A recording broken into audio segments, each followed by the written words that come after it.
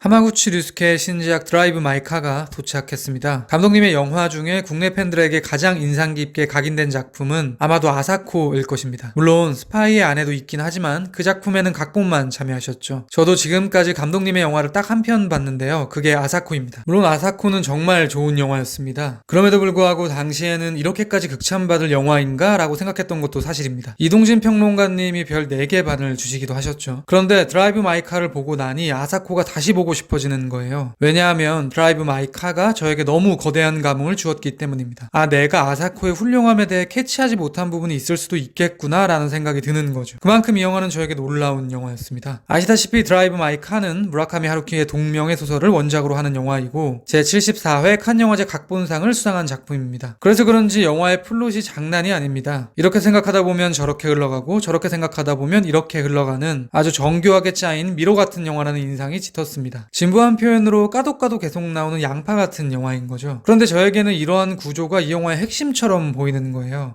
영화는 마치 마가릿 애트우드의 눈먼 암살자 같은 소설처럼 이야기 안에 이야기가 있는 액자식 구조를 취하고 있습니다. 이 중 가장 표층에 있는 이야기는 제가 보기에 운전수 여인인 미사키의 상상 혹은 창작이라는 관점에서 접근 가능할 것 같습니다. 영화의 끝자락에 굉장히 이상한 설정이 나오죠. 지금껏 일본이 배경이고 일본인으로 그려졌던 미사키가 한국 대형마트에서 장을 보더니 급기야 계산할 때 한국말을 합니다. 더 이상한 점은 그녀는 가후크의 차량과 동일한 기종과 색상의 차를 운전하는데요. 다른 점이 있다면 한국 표지판이 붙어있는 정도일 것입니다. 심지어 그녀의 옆좌석에는 공윤수, 이유나 부부가 기르던 반려견이 앉아있기도 하죠. 무엇보다 저에게 가장 눈에 띄었던 지점은 미사키를 포함한 모든 사람들이 마스크를 쓰고 있다는 사실이었습니다. 즉 영화는 팬데믹이 진행 중인 정확히 현재 시점의 시공간을 묘사하고 있는 거죠. 영화에는 이 시퀀스 이전까지 이러한 시대상이 반영되지 않았습니다. 물론 이에 대해 미사키가 과거에 있던, 그러니까 팬데믹 이전의 시점에 있던 일들을 회상한 것이다 라고 말할 수도 있겠지만 저에게는 이 영화의 모든 일들이 지금 대한민국에 존재하는 어느 창작자의 상상으로 보이더라고요.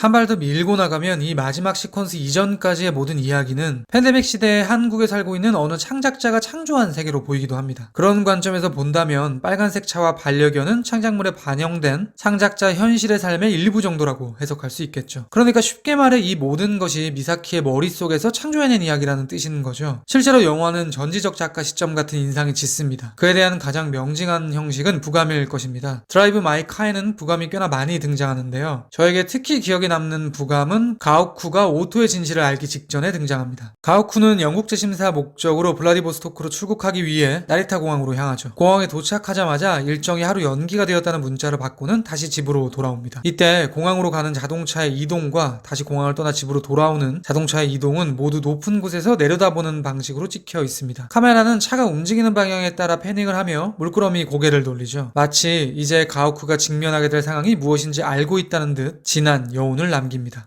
말하자면 저에게 드라이브 마이 카의 부감들은 이 모든 이야기의 창작자인 미사키의 시선처럼 보이는 거예요. 마치 부처님 손바닥 위를 보는 듯한 세계의 창조자의 시선. 여기까지가 제가 생각하는 드라이브 마이 카의 전체를 아우르는 가장 표층의 이야기입니다. 이 지점에서 한꺼풀 더 들어가면 거기에는 가후크의 성장 영화가 있을 것입니다. 두 가지 측면의 성장이 있는 것처럼 보이는데요. 그가 아내에 대한 진실을 목격하게 되면서 인간의 본질에 대해 깨닫게 되는 성장이 있을 것이고, 인간이라는 수수께끼에 대해 조금 더 눈을 뜨게 된 가후크가 마침내 체오프 휘곡 바냐 아저씨의 바냐 역할을 할 수 있을 만큼 역량이 높아진 배우로서의 성장이 있을 것입니다. 그런데 영화의 이야기는 여기서 한층이 더 들어갈 수 있습니다. 바로 오토가 작성 중인 연극 대본 속 이야기. 야마가라는 소녀를 짝사랑하게 된 어느 소녀가 그 집에 몰래 침입하게 되어 불순한 일을 벌이고는 급기야 살인까지 하게 되는 기괴한 이야기. 그러니까 정리해보면 저에게 드라이브 마이 카에는 미사키로 표현되는 창작자가 창조해낸 거대한 이야기, 그 안에 가오쿠의 성장과 결부된 이야기, 다시 그 안에 오토가 작성 중인 대본 속 이야기까지 총 3가지 이야기가 있는 것처럼 보이는 거죠. 그에 대한 구체적인 이야기를 비롯하여 가오쿠의 빨간 자동차, 오토의 녹음 테이프, 차에서 담배 피는 행위의 의미, 그리고 오토 대본에 대한 분석, 마지막으로 언어와 글자, 시각과 촉각에 대한 이야기까지. 드라이브 마이 카 끝장 리뷰 지금 시작합니다.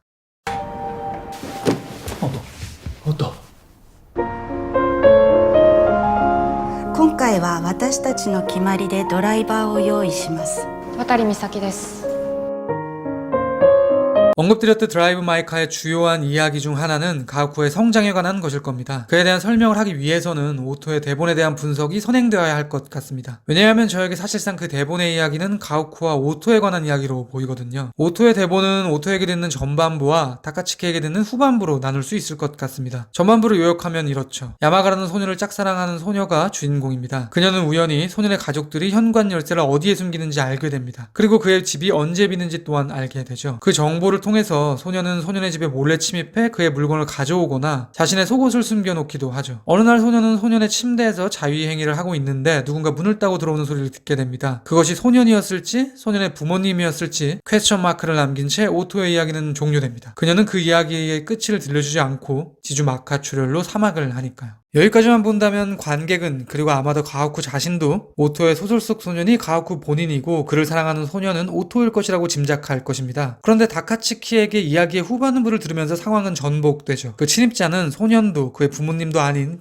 빈집털이범이었습니다. 그 빈집털이범은 침대 위에 나체로 있는 소녀를 보고 강간하려던 그때 사망합니다. 소년은 그의 몸 곳곳을 찌르고 도망치죠. 이후 소녀는 소년의 집 현관에 CCTV가 있다는 것을 알게 되고 그 카메라를 통해 자신의 키를 빼내는 장면을 볼 수 있다는 사실 또한 깨닫게 됩니다. 내가 지금까지 벌인 일들을 소년이 알고 있겠구나 라고 추측을 하며 복잡한 마음으로 소년과 대면하는데요. 그는 아무 일도 없다는 듯 소녀를 대하죠. 심지어 소년은 CCTV를 직접 쳐다보며 내가 범인이요 라고 소리 없는 아우성까지 지르는데 상대는 무응답으로 일관합니다. 대충 이런 이야기입니다. 이 이야기에서 흥미로운 점은 두 가지입니다. 먼저 소녀와 침입자의 혈투 중 소녀는 볼펜 같은 것으로 침입자의 왼쪽 눈을 지르는 것으로 묘사됩니다. 이때 침입자의 왼쪽 눈은 녹내장으로 실명을 할지도 모르는 가오쿠의 왼쪽 눈과 연결이 되죠. 또한 물론 추측이지만 소년의 집에 있는 현관의 CCTV는 사실상 가오쿠의 현관 CCTV와 연결되는 것처럼 보이기도 합니다. 그렇다면 이렇게 생각할 수 있겠죠. 오토는 남편이 자신의 외도를 목격했다는 사실을 알고 있었다. 아마도 그녀는 우연히 현관의 CCTV를 보게 되었고 녹화된 영상 속에서 우드콘이 서서 자신의 행위를 지켜보고 있던 가오쿠의 모습을 발견했다. 그런데 가오쿠는 이야기 속 소년처럼 아무 일도 없다는 듯 일상을 지내고 있다. 제 생각에 오토는 차라리 남편이 자기에게 솔직하게 이야기를 해서 자신의 속마음 또한 가오쿠에게 고백하고 싶었을지도 모릅니다. 그녀는 사망하는 날 아침 이렇게 말하니까요. 오늘 저녁에 할 얘기가 있는데 시간 괜찮냐고요. 이 지점에서 방향을 조금 틀어 지금까지의 이야기를 가오쿠의 성장의 관점에서 접근해 보겠습니다. 가오쿠는 오토가 자신만을 열렬히 사랑한다고 믿고 있었던 것처럼 보입니다. 한 발 더 밀고 나가 그 자신도 그녀에게 상당히 천착하고 있었던 것 같습니다. 그런 이유로 가오쿠는 부인의 외도를 못 본 척하고 관련된 부분에 대해서는 뇌정지를 하고 살고 있었던 것은 아닐까 추측이 되는 거죠. 아마도 자신이 그 이야기를 꺼내는 순간 오토를 잃을 수도 있겠다는 생각을 했을 것이고 그 부분은 모른 척 눈 감아버려도 이 여자는 나를 사랑하니까 괜찮아 라고 자기 자신을 속였던 것으로 보이기도 합니다. 그런 가오쿠가 다카츠키의 입을 통해 이야기의 뒷부분을 듣고는 깨닫게 된 것이죠. 내가 야마가가 아닐 수도 있겠구나. 어쩌면 이야기 속 강도가 나일 수도 있겠구나. 더 정확하게 말하면 조금 혼란스러운 개념일 수도 있는데요. 저에게 가오쿠는 소년이면서 동시에 침입자로 보입니다. 많은 경우 우리는 타인에 관한 어떤 부분들을 굉장히 단편적, 이분법적으로 판단하는 경우가 있습니다. 예를 들면 오토는 가오쿠를 사랑하는 것이다 혹은 안 한 것이다. 가오쿠는 이야기 속 소년 혹은 침입자 둘 중 한 명이어야 한다. 제가 보기에 영화는 이렇게 말하고 있는 것 같습니다. 인간의 내면은 무한한 입체성을 가지고 있기 때문에 이런 식으로 둘로 갈라치는 것은 무리한 일이다. 미사키는 가오쿠에게 이렇게 말하죠. 오토 씨는 가오쿠 씨를 사랑하면서 동시에 본인의 성적 욕망을 실현한 것 같은데요. 저는 거기에 어떤 모순과 거짓도 없다고 생각합니다. 오토가 남편을 사랑하면서 동시에 섹스를 탐닉하는 것은 어떻게 보면 다분히 인간적인 마음일지도 모릅니다. 오히려 누군가를 사랑한다면 다른 사람과의 섹스를 그리는 것은 절대 불가한 일이다라는 관점이 과도하게 이상적이고 무리한 것일 수도 있다고 영화는 말하고 있는 것 같더라고요. 즉 오토에게 가오쿠는 소녀가 사랑하는 대상인 소년이면서 동시에 자신의 삶에서 파괴해버리고 싶은 주거 침입자이기도 한 것입니다. 가오쿠는 미사키의 품에 안겨 후회합니다. 오토가 죽기 전에 왜 그랬냐고 화도 내보고 대화도 해볼걸 이라고 말이죠. 그렇게 인간의 행동과 감정에 단 하나의 답만 가능하다고 믿던 가오쿠는 인간 내면에 존재하는 거대한 미로를 조금이나마 깨닫게 된 것이죠.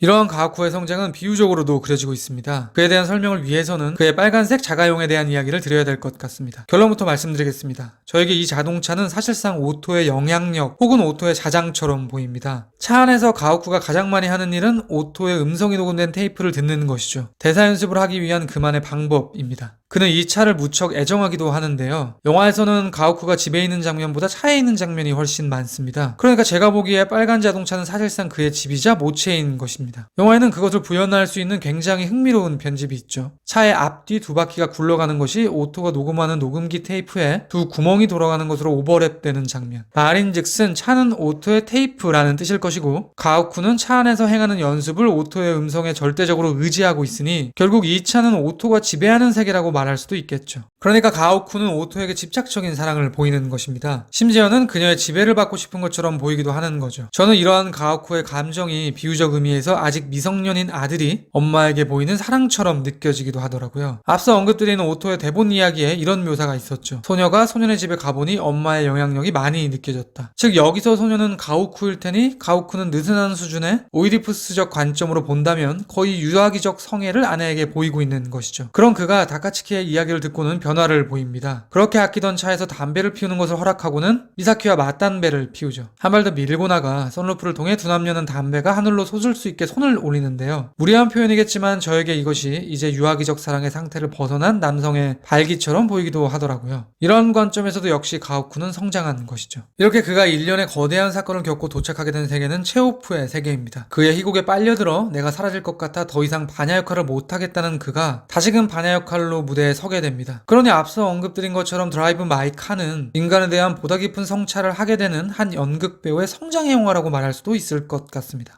彼女の運転はどうですか？車に乗ってるのを忘れることもある。私はあの車が好きです。とても大事にされているのがわかるので。君はどうして広島 제가 서두 이런 말씀을 드렸습니다. 드라이브 마이 카는 이렇게 생각할 수 있었던 게 저렇게 보이고 저렇게 생각할 수 있었던 게 이렇게 보이는 영화다. 그리고 그것이 이 영화의 핵심이다. 다층적으로 짜여진 이 영화의 각본은 이 주제와 맞닿아 있습니다. 또한 챕터 1에서 말씀드린 가오쿠의 성장 역시 인간의 다면성을 탐구하는 것이었죠. 영화에서는 또 다른 소재를 이용해 이 주제를 반복하고 있습니다. 그것은 말과 글, 시각과 촉각을 통해서입니다. 제가 보기에 가오쿠는 활자를 맹신하는 사람입니다. 우선 그는 대본이라는 글을 통해서 연극을 연출하고 연극에 참여하는 직업을 가지고 있습니다. 그는 반야 이야기 대본 리딩에서 배우들이 언어 자체를 이해할 수 있도록 행동과 감정을 최대한 자제시키죠. 또한 그가 연출하는 연극은 다언극입니다. 여러 종류의 언어로 진행되기 때문에 무대 뒤에는 자막이 나오죠. 그러니까 텍스트는 가오쿠 세계에 깊숙이 자리 잡고 있습니다. 그가 나리타 공항에서 일정 연기 문자를 받았을 때 그 문자의 내용이 영화의 화면을 가득 채웁니다. 그의 세상은 글의 세상이라는 비유로 보이는 거죠. 게다가 그는 다카츠키한테 이렇게 말하기도 합니다. 대본이 너를 끌어당기게 만들어라. 반면에 오토는 가오쿠와 비슷한 듯 다릅니다. 음성으로 대본의 개념을 잡은 뒤 그것을 향후 글로 바꾸는 방식으로 일을 하는 작가죠. 게다가 앞서 말씀드린 것처럼 그녀는 녹음 테이프라는 음성으로 표현되기도 합니다. 이에 대해 가오쿠가 오토의 세계를 이해하는 성장 영화라는 관점에서 보면 드라이브 마이 카는 활자주의자가 말의 힘을 깨닫게 되는 영화라고 말할 수도 있을 것 같습니다. 가오쿠가 눈을 뜨게 되는 것은 단지 음성의 힘뿐만이 아닙니다. 시각과 촉각의 역할 또한 체감하게 되죠. 윤수는 사과드릴 게 있다면서 가오쿠를 저녁 식사 자리에 초대합니다. 그때 가오쿠가 죄송한 일이 무엇이냐고 묻자 윤수는 가서 보면 안다고 말하죠. 가오쿠가 보고 알게 되는 것은 말을 하지 못하는 유나가 윤수의 아내였다는 사실입니다. 모든 다른 정보가 소구되고 시각적 정보만이 힘을 발휘하는 장면이죠.